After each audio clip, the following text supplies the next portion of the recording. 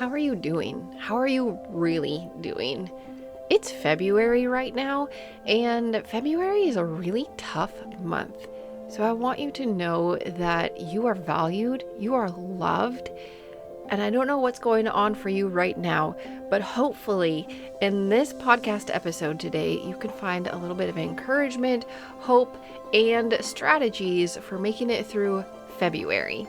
Welcome to the Health with Hashimoto's podcast. It's a podcast where exhausted women with Hashimoto's or people who think they might have Hashimoto's discover a true, simple, and sustainable path to whole health. In addition to being a registered nurse who absolutely loves truth and research and valid ways to increase your health, I am also a homeschooling mom. When I started homeschooling, 11 years ago, I had this message in one of my Facebook groups in February, and it said, "This is the hardest month. And just know that everybody feels this way. February is hard." And that post pops up every single year. And I so much appreciate that wise homeschooling mom who posts it every single year, because February is long. I know it's the shortest month, but it feels like the longest month. You know, in December, we were looking forward to the holidays. In January, we're still kind of riding high on the Christmas season. And then you have the cleaning up, the putting away. There's things to do. And then in February, there's Valentine's Day, there's Groundhog's Day, but mostly the days are short, although they are getting longer. They're cold, and everybody's kind of just sick of being together. That sounds really bad, but you've been cooped up, at least if you live in the Northern Hemisphere. I'm in Minnesota. It's cold, and we're inside all the time together. February is hard. In preparation for this episode, I did some Googling. I couldn't find anything on PubMed about why February is hard, but I found a lot of popular magazine articles that talked about it, and they mentioned things like people are getting the bills from Christmas, and then they talked about the light, the cold, the cooped up. They said everybody is getting sick. You're sick of wearing your winter gear. I thought that one was funny. I guess I don't really care about what I wear all that much, and I have some super nice, soft, super warm sweatshirts, so I'm good with it. But, you might be sick of wearing your winter outfits right now. I get it. February is hard, and it's hard for a lot of reasons.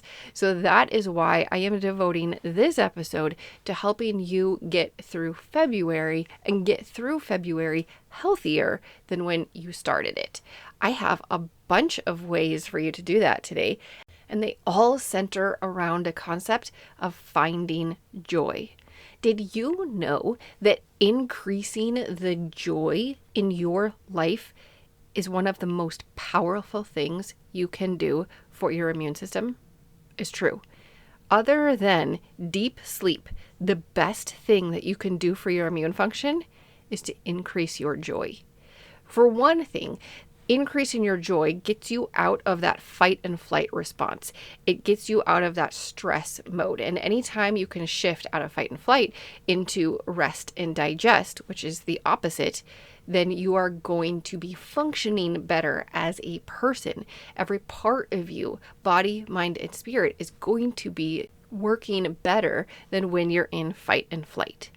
There is one study that was done, and they actually looked at cells. And when your cells are under that stress response, they kind of curl up on each other, and they don't allow nutrients in, they don't work as well. And when you're living in a state of love or joy, your cells open up, they uncurl, and they function better. I always find that fascinating, because in our world today, we want to think about people as just a body, but you are not just a body. You are a whole person, and you cannot separate those parts. As much as we try, you cannot separate them. You're whole: body, mind, spirit. And then there's also diet and environment that are intricately entwined in that. Everything's related. And when you know everything is related, you can take actions in any one of those 5 areas: body, mind, spirit, diet, environment, to increase the health of the whole you. So today, let's talk about how to increase your joy. But before I dive into the tips, take a deep breath. Take a breath with your belly, with your diaphragm, and then let it out. Relax as much as you can. Obviously, if you're driving, keep your eyes on the road. Please don't be unsafe. But anywhere else, try to relax. Take a deep breath. Let your stress go. And I'm going to share with you a whole bunch of tips for finding joy. I did look on Google again for this episode, and I was looking for ways to find joy. And then I decided, you know what? I have really smart friends. I'm going to ask them. So these are all recommendations that actually work for my personal friends. I had a bunch of people respond. I did this on Facebook because, I don't know, I feel like people answer more on Facebook than Instagram. I probably should have put it on Instagram for those of you who follow me over there on Instagram. If you want to follow me, I am at estery.rn. And I do not accept friends on Facebook, just so you know. Don't take it personally. Facebook is reserved for people I know personally. Instagram is where I will connect with anybody. So connect with me over on Instagram. I will be posting these tips on Instagram as a carousel, so you can flip to your favorite little screen of these tips and share it to your stories so that your friends can also increase their joy. Now, I took all of these different suggestions and I tried to categorize them so that, they make more sense and that we can group them. The one thing that I found was weird, I'm just going to share this with you, is pets did not make it to the list very often. I thought pets were going to be way up at the top. We have 2 indoor cats, we have several outdoor cats, and, snuggling with an animal is just soothing. Especially when you're holding a cat and they start to purr. There's something about the frequency of the sound and the vibration that signal to your body. Now, I'm not getting all woo-woo here. It's real.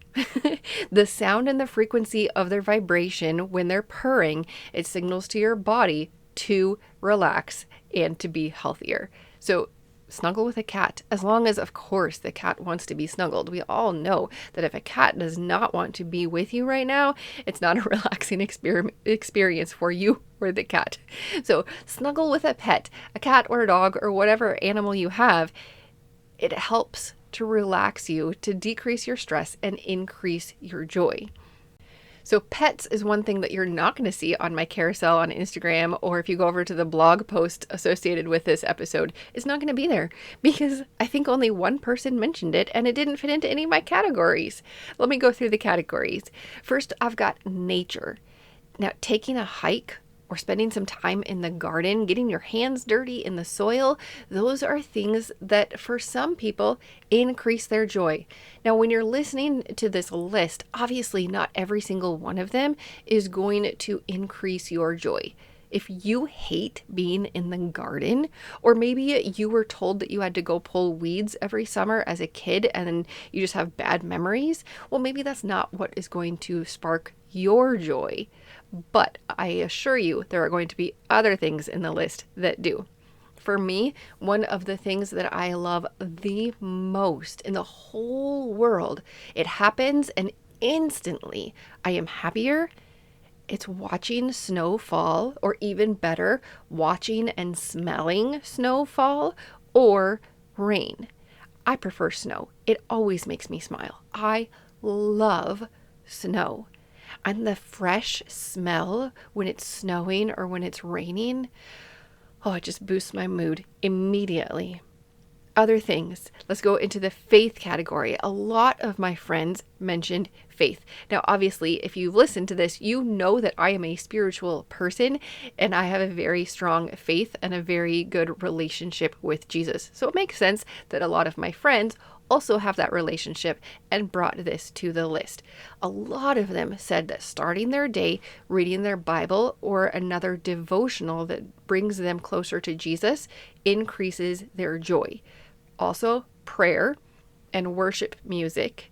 And then one that anybody can do regardless of your faith, expressing gratitude.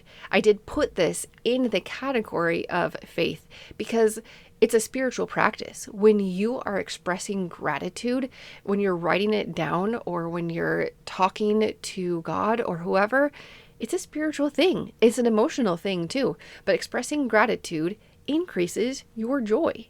If you write a thank you note and you mail it, it's more powerful. A lot of these practices, they increase in power when you share them with a friend.